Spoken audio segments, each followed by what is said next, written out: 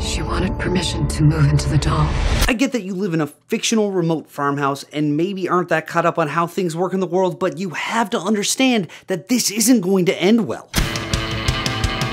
This weekend marks the release of Annabelle Creation, the latest from the Conjuring universe, and seeing as Chucky is also due back soon, I thought it would be a good time to settle once and for all which creepy doll reigns supreme. Chucky first appeared in 1988's Child's Play, directed by Tom Holland and co-written by Holland, John LaFia, and Don Mancini based on Mancini's story. While it's not the first creepy doll film, it's certainly the one that galvanized the idea, capitalizing on 80s consumerism and how actually terrifying the dead eyes of My Buddy dolls were. The film received surprisingly positive reviews from normally anti-horror critics like Roger Ebert and Leonard Maltin, who praised the film as clever and commended the practical effects. And I can't argue with either of them on that point. It would go on to launch a series that, as of now, has 7 films. Annabelle, however, wasn't even the star of her first movie. She appeared in the preface of 2012's The Conjuring to give some backstory on just who Ed and Lorraine Warren were. The opening sequence of the film introduces the doll and subsequently the Warrens, once the doll presents its evil tendencies to its owners. And that scene set up the entire Conjuring universe, and while Annabelle was in the periphery for the first movie, she did prove popular enough to spawn her own film. Chucky, however, just kept being Chucky. The next 2 Child's Play movies would follow mostly the same tone of the first and stick with the story of Andy Barclay, with the second film picking up 2 years later while he's in foster care, and the third sees him in a military academy 8 years later. Here's the thing with these first couple of Child's Play sequels. The company rebuilds the doll each time. In Child's Play 2, they do it just to prove there wasn't anything wrong with the doll in the first place, but the doll still goes on a murder spree, and in Child's Play 3, they figured enough time has passed and they've recovered from the bad PR, so they relaunch good guys and actually recycle parts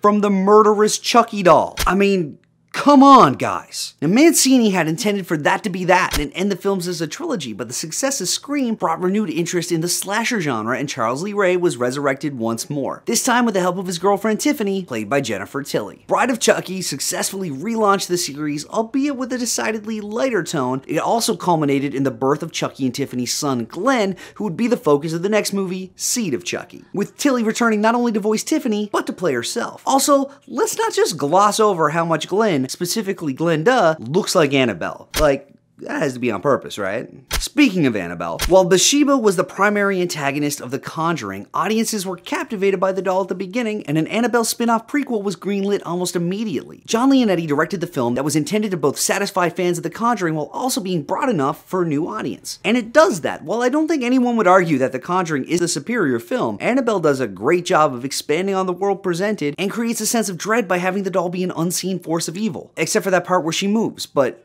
we all agree that was the demon behind her, right? Well, most of us know, thanks to The Conjuring, that Annabelle is a real doll, a Raggedy Ann doll at that. Did you know that Chucky is too, sort of? His story is partly inspired by Robert the Doll, an actual doll made by an actual voodoo practitioner in actual Florida, which is actually the scariest part of the story. I'm kidding, Robert is the scary part. He was made for Gene Otto in 1906 by a Bahamian servant of his family who used his real hair to make it. There's a lesson to be learned here, folks. If you let servants make voodoo dolls using your child's hair, maybe you go out of your way to be nice to them so they don't trigger the doll's curse mode when you piss them off. That's what happened to the Ottos, who were plagued by Robert until 1974, when Gene died. He's currently in a museum in Key West. You know who else practiced voodoo? Charles Lee Ray. It was how the serial killer managed to transfer his soul into the good guy doll at the beginning of Child's Play. From that point, Chucky and Charles hold a special distinction among horror icons of the 1980s. Going into Cult of Chucky, the latest installment of the series coming in October, Chucky has only been played by Brad Dourif. Now, there's been lots of Jasons, Michaels, hell, even new actors took on Freddy and Pinhead, but Brad Dourif is Chucky, and has been for 7 films and counting over 30 years, which is quite an impressive feat. The Child's Play franchise even became a bit of a family affair for the Dourifs, as Brad's daughter Fiona joined the series as Nika in Curse of Chucky, and became one of the greatest final girls in modern horror. In the film, she plays a paraplegic who receives the doll in the mail, triggering a long-awaited revenge plot from Chucky. With Curse, the films found their way back to the original, scarier tone, shedding the comedic elements picked up in Bride and Seed. Curse worked its way to seemingly trilogy entwined the storylines of the first trilogy with the horror comedies and pushed forward in a way that would leave fans satisfied. It reminded them of what drew them to the series in the first place and set up Cult of Chucky. This one puts the whole band back together. Fiona Dourif's Nika is in a mental asylum following the murders of her family that Chucky framed her for, and she's given a good guy doll as a therapeutic tool because her psychiatrist is apparently a therapeutic tool who doesn't see what could go wrong here. Andy Barclay returns, played once again by Alex Vincent, who originated the role when he was just 7 years old in the original Child's Play, as does Jennifer Tilly. It will premiere at Fright Fest at the end of the month and then be released on video and demand in October. The latest from the other creepy doll we've been talking about is out right now. Annabelle Creation goes back even further than the first film and literally opens with the doll being built. Now, you might think seeing it come together as bits of wood and porcelain and glass might make it less scary, but you would be wrong. David F. Sandberg's prequel takes place mostly 12 years before Annabelle and has a now retired toy maker played by Anthony LaPaglia in a remote farmhouse with his reclusive wife before they take in a group of orphan girls and the nun who cares for them. One of the girls finds the doll locked away in a closet lined with pages from the Bible, and things basically go downhill from there. I can't talk enough about how much I loved this movie and how brilliantly it brings the story together, tying its story with the previous film in a bow so neat you could hold back a creepy possessed doll's hair with it. Seriously, kudos to Gary Dauberman. It's in theaters today. As for which doll reigns supreme, I can't decide because if you break these films down to their core, it really comes down to if you like to see your evil dolls walking and talking, or if subtle movements and unseen shifts are what makes it for you. Me, I love Chucky as a slasher, but Annabelle legitimately creeps me out. So which is your favorite? Let us know in the comments, and until next time, Fright Hype and Crypt TV are all over the internet. I'll see you then.